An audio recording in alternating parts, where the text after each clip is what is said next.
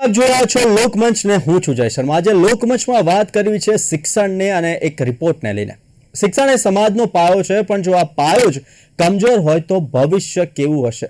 આપણે ગુજરાતના શિક્ષણની વાસ્તવિકતા પર ચર્ચા કરવાના છીએ, જે સરકારી આંકડાઓ જ દર્શાવે છે। કેન્દ્રીય શિક્ષણ મંત્રાલય એટલે કે UDISE+ના રિપોર્ટમાં કેટલાક ચોંકાવનારા આંકડાઓ સામે આવ્યા। ગુજરાતના એક શિક્ષણવાળી શાળાઓની સંખ્યામાં દિન પ્રતિદિન વધારો થઈ રહ્યો છે અને 2 વર્ષની અંદર જ 1700 થી વધીને એ શાળાઓ 2900 જેટલી થઈ ગઈ છે।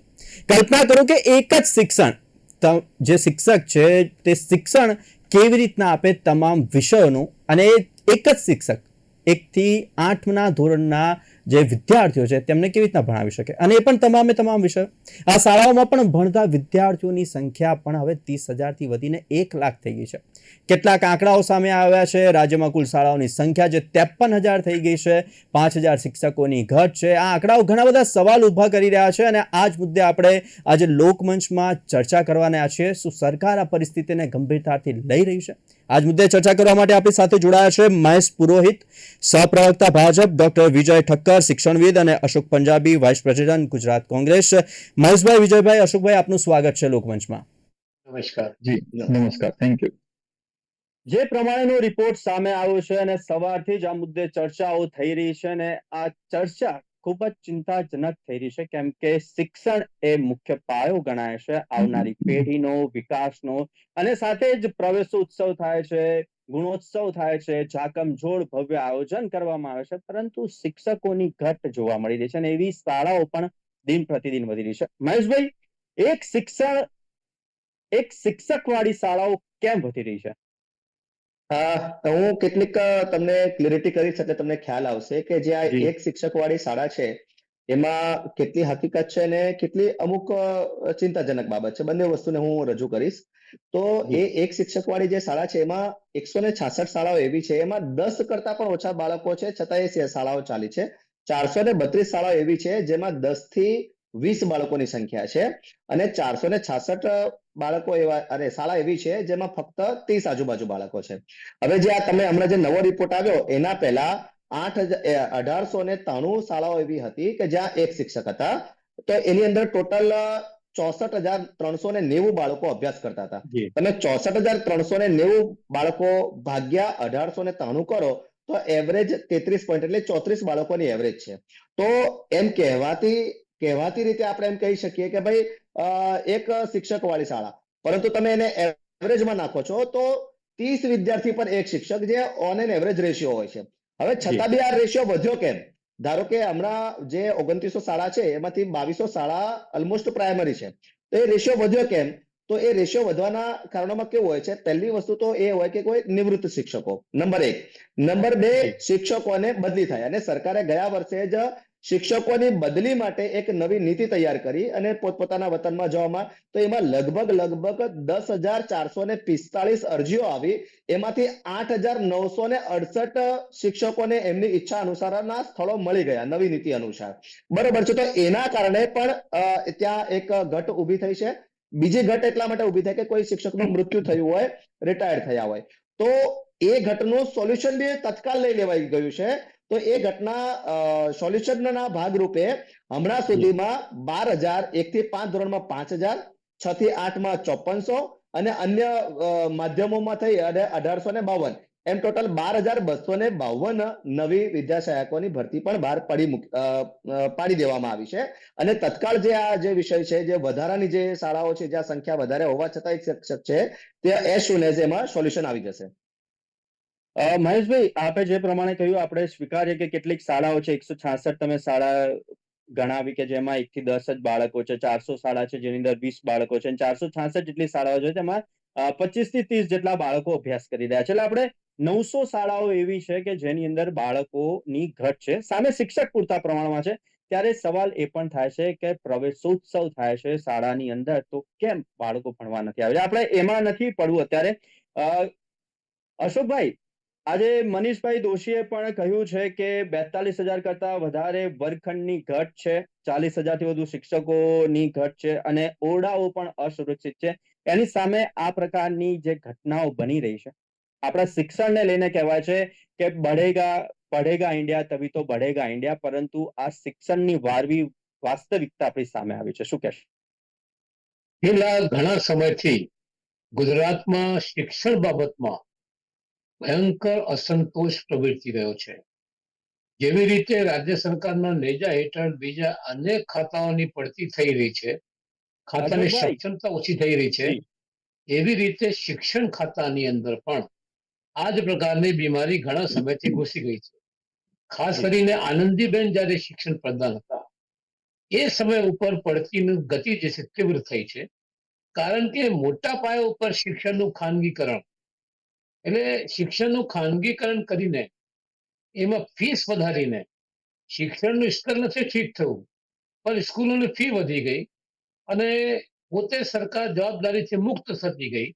હકીકતમાં તો શું છે કે શિક્ષણ જે છે એ રાજ્ય સરકારની પોતાની જવાબદારી હોવી જોઈએ કે જેના કારણે બધા વિદ્યાર્થીઓને સમાન સ્તરનું શિક્ષણ મળી શકે અને એ શિક્ષણ લઈ શકે એવી શક્તિ ધરાવી શકે. શક્તિ પૂરવાનું કામ સરકારનું હોય છે. પણ આનંદીબેન ગયા પછી એ ગતિ જે છે વધી ગઈ છે.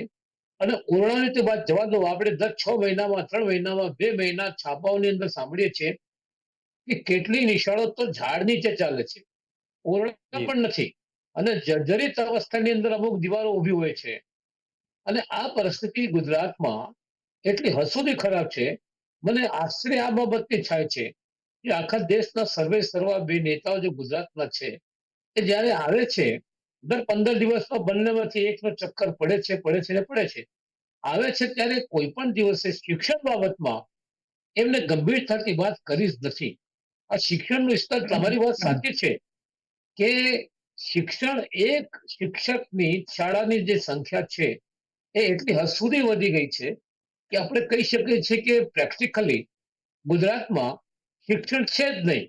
જો એક હોય શિક્ષક અને 30 વિદ્યાર્થી, જેમ વાત કરી અમારા ભાજપના મિત્રને, હવે એક વિષય હોય, 2 વિષય હોય, 3 વિષય હોય, 4 વિષય હોય, 7-7, 8-8 વિષય હોય અને તમામ વિષયો એક જ શિક્ષક લેતો હોય તો મને સમજાતું નથી કે એ કઈ રીતે શિક્ષા આપશે વિદ્યાર્થીઓને અને કઈ રીતે શિક્ષણનું સ્તર જે છે એ સંતુલિત બનશે. એટલે ટૂંકમાં ગુજરાતમાં ધીરે ધીરે આ જે પરિસ્થિતિ એ છે એ શિક્ષણની અંદર આપણે લગભગ આખા દેશમાં 13મા સ્થાને પહોંચી ગયા છે. 1995માં શિક્ષણ સ્તરમાં આપણો નંબર 7મો કે 6 કે 7મો હતો, પણ હવે આપણે પહોંચી ગયા છે લગભગ 13 થી 14ની આજુબાજુમાં અને એ સ્તર હવે ઘટી રહ્યો છે. તો પરિસ્થિતિ વધારે ખરાબ છે. શિક્ષક તરફ સરકારે ધ્યાન દોરવું જોઈએ અને આવા વિદ્યાર્થીઓ આપણને મળશે, બેરોજગારો મળશે તો ગુજરાત કઈ રીતે આગળ વધશે અને કઈ રીતે ગુજરાત વિશ્વગુરુ બનશે. ગુજરાત કેવી રીતના આગળ વધશે? આપણે હંમેશા જ્યારે પણ વાત કરીએ છીએ ત્યારે ગુજરાત મોડલ એક રોલ મોડલ તરીકે મૂકવામાં આવે છે. Vijaybhai, Gujarat model role model કહેવામાં આવે છે. કંઈ પણ આપણે પ્રસિદ્ધિ પ્રાપ્ત કરીએ છીએ કે કોઈ પણ ક્ષેત્રે આપણે આગળ વધીએ છીએ ત્યારે ગુજરાત મોડલને આગળ મૂકવામાં આવે છે. તો ગુજરાત મોડલની અંદર શિક્ષણ મોડલ ક્યાં છે? શું કહેશો વિજયભાઈ?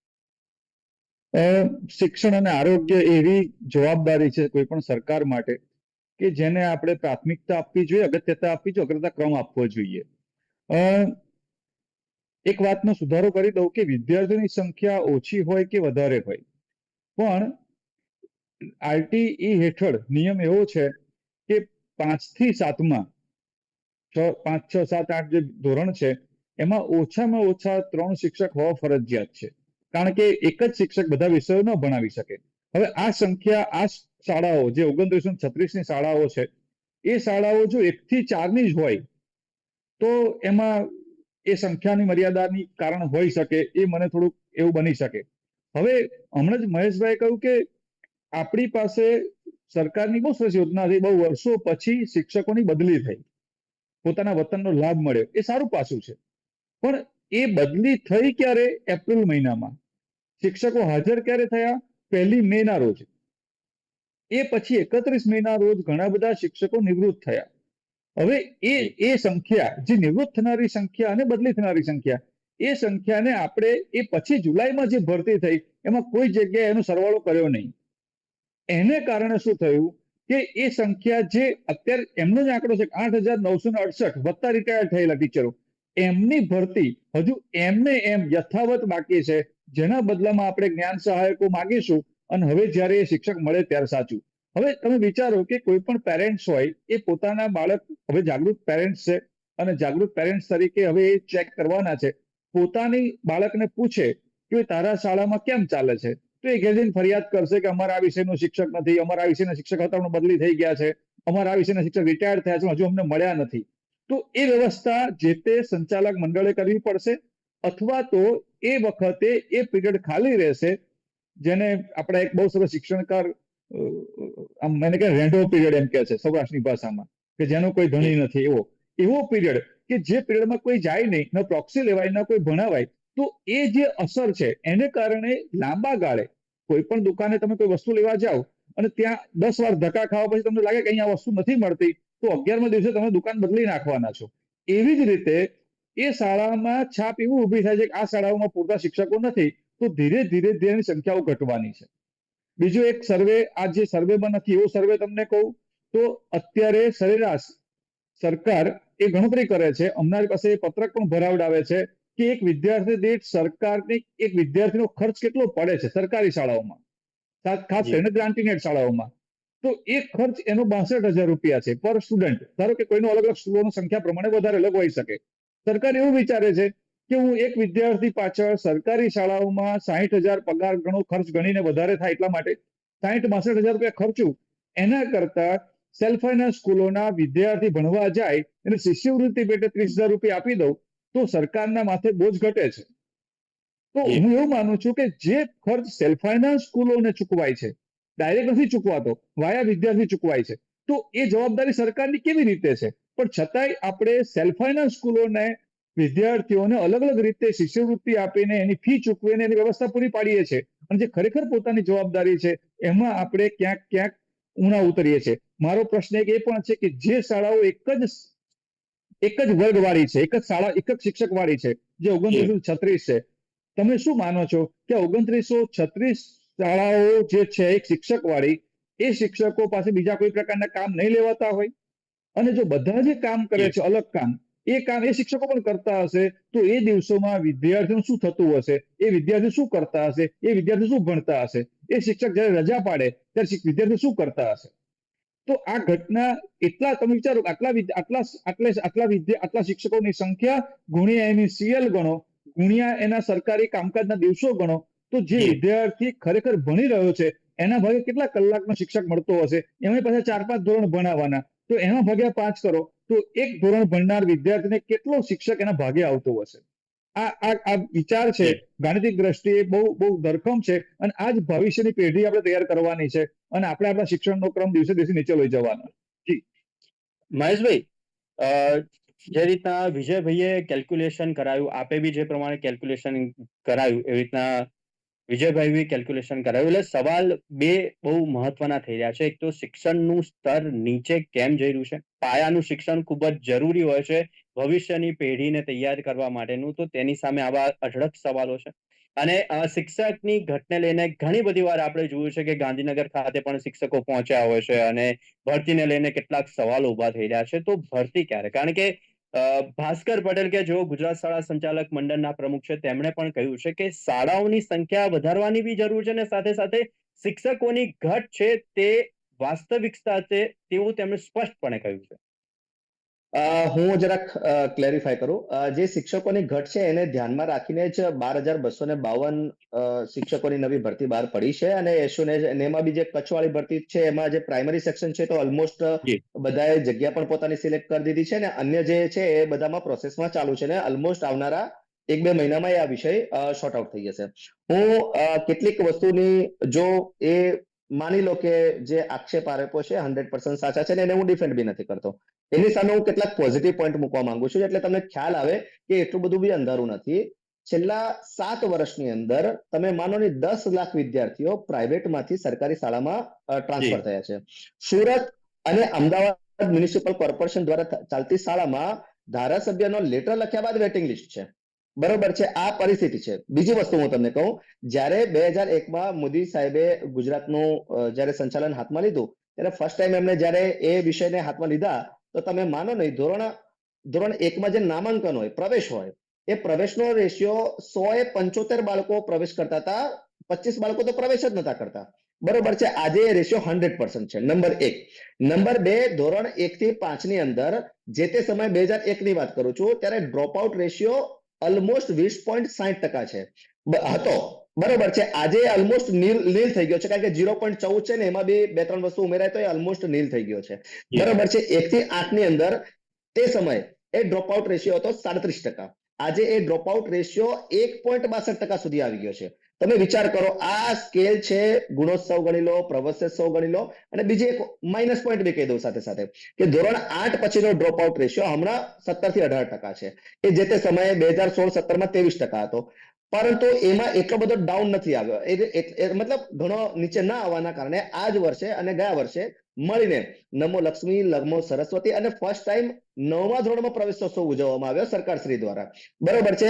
કેટલાક ડિસ્ટન્સ માટે કદાચ કોઈ છોડતા હોય, કારણ કે ગામડા અંતરિયાળ વિસ્તારની અંદર, તો હમણાં 1,66,666 વિદ્યાર્થીઓ એ પરિવહનની પણ સેવા મેળવી રહ્યા છે. એટલે એવું સાવ અંધારું નથી, અને એવું સાવ અંધારું હોત, બરોબર છે, તો આ જે ડેવલપમેન્ટ થયા છે એ તમે પછી આપણી શાળા સ્માર્ટ ક્લાસ હોય કે પછી કોમ્પ્યુટર લેબ બનાવવાની વાત હોય કે અન્ય બીજી બધી વાત હોય, એમાં ઓલવેઝ અપગ્રેડેશન ન થયું હોત તો 10 લાખ વિદ્યાર્થીઓ પ્રાઇવેટ છોડીને સરકારીમાં આવવાનું એટલી બધી ઉતાવળ ના કરો અને ત્યાં એડમિશન વેટિંગમાં ના બોલતા હોત. પરંતુ હું એ એગ્રી કરું છું, જે ડોક્ટર સાહેબે કીધું, વિજયજીએ કીધું, એ વાતને હું એગ્રી કરું છું કે જે શિક્ષકોની ઘટ છે એના પર જે બર્ડન છે, અને બર્ડન સાથેનું જે ઘટ છે એ એઝ સુન એઝ સરકાર સોલ્વ કરશે અને કરી રહી છે, ઓન ધ વે છે ઓલમોસ્ટ. બરોબર છે. હવે એક સરકારની એક ચોક્કસ પ્રોસેસ હોય છે, એમાં પસાર થવામાં જે વેટિંગ જે ટાઈમ લાગતો એ લાગી રહ્યો છે. અધરવાઇઝ એવું નથી કે એક્શન નથી લેવાઈ રહ્યા. એક્શન ઓલરેડી લેવાઈ ગયા છે. બરાબર છે. બીજી વસ્તુ, ગયા વર્ષ અને આ વર્ષના તમે માનો ને બજેટમાં 11,000 કરોડનો વધારો કરીને 55,000 કરોડે પહોંચાડ્યું છે. સરકાર ફૂલ ફ્લેજમાં ઈચ્છે છે કે ભાઈ હવે આ રીતની કોઈ પણ પ્રકારની અગવડતા બાળકોને, વિદ્યાર્થીઓને રહેવી જ ના જોઈએ. બરાબર છે. ને એને લઈને હમણાં ફૂલ ફ્લેજમાં કામ પણ ચાલુ છે. એ પ્રમાણે 8,961 જે શિક્ષકો છે તેમની ઘટ હતી, તો એની સામે 12,252 શિક્ષકો લેવાની તજવીજ હાથ ધરવામાં આવ્યું છે. તાત્કાલિક ધોરણે તેની તજવીજ હાથ ધરવામાં આવશે અને 1 થી 2 મહિનામાં જે સિનારીઓ છે તે ક્લિયર થઈ જશે. સામે જેવી રીતના મહેશભાઈ કીધું, સ્માર્ટ ક્લાસરૂમની વાત કરી છે, સ્માર્ટ સ્ટુડન્ટ બને અને સ્કિલ ડેવલપ થાય તેની વાત કરવામાં આવી છે. Ashokbhai, smart school, smart lab, smart student અને સ્કિલ ડેવલપ, પણ આપણે ઘણી બધી વાર એવા ગામડા કે અંતરિયાળ ગામડાના એવા વિસ્તારો છે કે જેની અંદર હજુ ઓરડાઓ પણ બરાબર નથી. તો કેવું શિક્ષણ, શું કહેશો? હું આપને વાત કરું કે આપણા ભાજપના મિત્ર જે વાત કરતા હતા, જો એમની વાત 50% પણ જો સાચી હોય તો મને લાગે છે કે ગુજરાત શિક્ષણમાં દુનિયા આખા હિન્દુસ્તાનમાં નંબર પ્રથમ ક્રમે આવી જાય. જે અંધારું છે એને રોશનીમાં બદલવાની કોશિશ વાતોથી નથી થતી, વ્યવહારમાં થાય છે.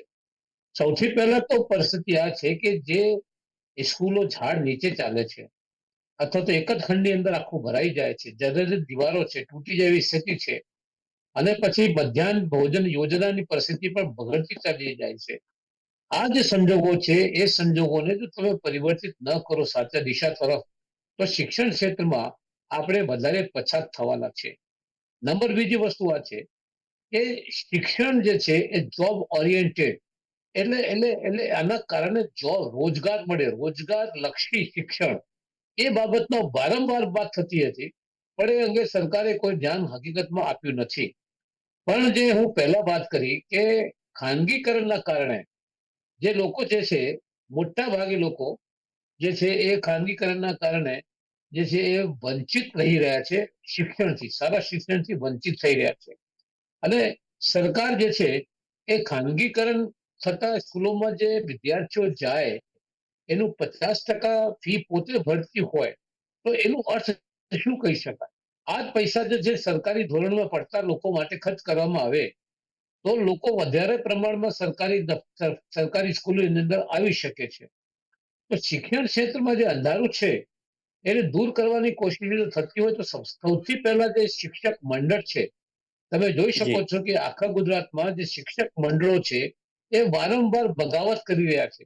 દર 3 મહિનામાં સરકાર સામે ભાવ ચડાય છે. એમને પોતાની માંગણીઓ જે છે એનું નિરાકરણ સરકાર કરી શકતી નથી. અને એની સાથે સાથે વિદ્યાર્થીઓનો જે પ્રશ્નો છે એનું નિરાકરણ પણ થઈ શકતી નથી. તો શિક્ષણ ક્ષેત્રમાં બે તરફી વિદ્યાર્થીઓ અને શિક્ષકો એના પ્રશ્નો અંગે સરકારે કમિટીઓ બનાવી છે, પણ કમિટીઓ કામ નથી કરી રહી. કરે તો એની જે રિપોર્ટ જે છે સરકાર સુધી પહોંચતી નથી, પહોંચે તો સરકાર એનો અમલ કરતી નથી. તો શિક્ષણ ક્ષેત્રમાં સરકારે ખરેખર ગંભીર રહેવાની આવશ્યકતા છે. હું તો એમ કહેવા માંગુ છું કે અત્યારે હકીકતની અંદર ગુજરાતમાં મુખ્યમંત્રીનું શાસન નથી ચાલી રહ્યું. ગુજરાતની અંદર ચાલે છે જી દિલ્હીથી શાસન. તો દિલ્હીવાળા જે મિત્રો છે એમને વિનંતી છે કે ભાઈ તમે આ વખતે જ્યારે ગુજરાતમાં આવો તો કઈ રીતે તમે શિક્ષણ ક્ષેત્રમાં વિકાસ કરી શકો, શિક્ષણ ક્ષેત્રનું તમે સ્તર ઊંચું લાવી શકો, એ એક બહુ મોટો પ્રશ્ન છે. અને પછી જે જોબ ઓરિએન્ટેડ કામ હોવું જોઈએ, જેમ ફોરેન ડાયરેક્ટ ઇન્વેસ્ટમેન્ટ એફડીઆઈ જ્યારે આવતી હોય ગુજરાતમાં કે કોઈ પણ જગ્યા ઉપર, જો કે એફડીઆઈ આવતી ઓછી થઈ રહી છે હવે, એફડીઆઈ આવે ત્યારે પણ સરકારે જે એમની જોડે ચર્ચા કરીને અને કોટો રિઝર્વ રાખવો જોઈએ સ્કૂલ પાસ કરવાના કે કોલેજ પાસ કરનારા લોકોને, એમને એની અંદર લેવું જોઈએ. તો જ જે છે એફડીઆઈ ને પરમિશન મળે ગુજરાતની અંદર. તો જેના કારણે એટલીસ્ટ શિક્ષણમાં પાસ કર્યા પછી વિદ્યાર્થી રોજગાર મળી શકે. તો જી શિક્ષણ ક્ષેત્રમાં જે ત્રુટિઓ છે એ તમામ ત્રુટિઓ અંગે સરકારથી ગંભીર રહેવાની જરૂર છે. ફક્ત તમે ઉપર લીપાપોતી કરી દો કે આટલી ઘટ હતી ને આટલા શિક્ષક તમે ભરતી કરવાના છે. હવે આ વાત તો ઘણા સમયથી આપણે સાંભળી રહ્યા છીએ. હું તો લગભગ 4-5 વર્ષથી સાંભળી રહ્યો છું કે આટલી ઘટ હતી, આટલો શિક્ષક આવી જશે, આટલા શિક્ષક બસ વ્યવહારમાં પછી કશું થતું નથી. એ ટૂંકમાં એટલું જ કહેવા માંગુ છું કે શિક્ષણ ક્ષેત્રને હજુ પણ સંભાળી શકાય એવા સંજોગો છે, પણ સરકારે આ બાબતમાં ગંભીરતાથી ચાલવું જોઈએ. અને વિજય ઠક્કર સાહેબ જેવા કેટલાક બીજા આમાં છે, અમારા ખાસ કરીને આપણે કહું કે અમારા જે પ્રવક્તા છે મનીષ જી સોની, મનીષ આ બાબતમાં બહુ માહિર છે, બચપનથી શરૂઆતથી જ શિક્ષણ ક્ષેત્રમાં. તો આ બધા લોકોનો સાથ સહકાર પણ જો મેળવે અને આપે છે, બધા જ આપે છે, ગુજરાત બધાનું છે, જી આપણા જી બધાનું છે, તો આ સંદર્ભમાં સરકારે ગંભીર રહેવાની જરૂર છે. ગંભીર રહેવાની જરૂર છે. સરકારે એક શિક્ષણવાળી શાળાઓની અંદર કેવા પ્રકારનું શિક્ષણ પીરસાઈ રહ્યું છે, કારણ કે ભવિષ્યનો પાયો નાખવા માટે, ભવિષ્યની પેઢી તૈયાર કરવા માટે પ્રાથમિક શિક્ષણ તો ખૂબ જરૂરી છે. મહેશભાઈએ જે પ્રમાણે કીધું કે આ જે અંધારું છે તે રોશની તરફ ટૂંક સમયની અંદર જઈ રહ્યું છે. વિજયભાઈએ પણ કેટલીક ત્રુટીઓ કહી કે કેવી રીતના સેલ્ફ ફાઇનાન્સ કોલેજ છે, ખાનગી સ્કૂલો છે, સરકારી સ્કૂલો છે, તેનો ડિફરન્સ બતાવ્યો. કેમ લોકો જઈ રહ્યા છે, કારણ કે એકવાર એ સ્કૂલની છબી કે અમારા ત્યાં તો એક જ શિક્ષક છે, પણ બીજા બધા જ એક જ શિક્ષક અમને બધા વિષય શીખવાડી રહ્યા છે. અને અશોકભાઈએ પણ કીધું કે છેલ્લા ઘણા સમયથી શિક્ષકોની ભરતી થઈ નથી, બાણો ચડાવી રહ્યા છે શિક્ષકો. અને સાથે જ જો તેમને કોઈ પણ પ્રકારની મદદની જરૂર હોય તો તમામ લોકો આ મુદ્દે મદદ કરવા માટે તૈયાર છે. વિજયભાઈ, અશોકભાઈ અને મહેશભાઈ, આપ સૌ કોઈ અમારી સાથે જોડાઈને આપણે પણ એક જ ઈચ્છા વ્યક્ત કરીએ કે જલ્દી ને જલ્દી ગુજરાત મોડલ શિક્ષણ મોડલ તરીકે પણ બહાર આવે, અને અત્યારે આવી જ રહ્યું છે, પણ હજુ પણ વધુ પાવર સાથે બહાર આવે, ઉર્જા સાથે બહાર આવે, અને તેજસ્વી તારલાઓ નીકળે અને સ્કિલ ડેવલપ્ડ વાળા બાળકો અમને મળે. મહેશભાઈ, વિજયભાઈ, અશોકભાઈ, આપ અમારી સાથે જોડાયા તે બદલ ખૂબ ખૂબ આભાર. જી ધન્યવાદ. તો આ હતી આજની લોકમંચની ચર્ચા. શિક્ષણ વિભાગનો જે રિપોર્ટ સામે આવ્યો છે, એક વારવી વાસ્તવિકતા સામે આવી છે. શિક્ષકોની ઘટ છે, એક શિક્ષકથી ચાલતી શાળાઓ છે, પરંતુ એ શાળાઓની અંદર શિક્ષણ શું અપાઈ રહ્યું છે તે પણ એક મોટો સવાલ છે. આપણે સૌ કોઈ આશા રાખીએ કે ગુજરાત મોડલ ગણેશોત્સવ, પ્રવેશોત્સવ જે ઉત્સવો ઉજવાય છે તેની અંદર સાથે સાથે હવે એ શિક્ષણ મોડેલ તરીકે પણ ગુજરાત ઉભરીને આવે. તો હાલ લોકમંચમાં બધા આટલું જ. આવતીકાલે નવા વિષય સાથે ફરી મળીશું. ત્યાં સુધી મને આપશો રજા. નમસ્કાર.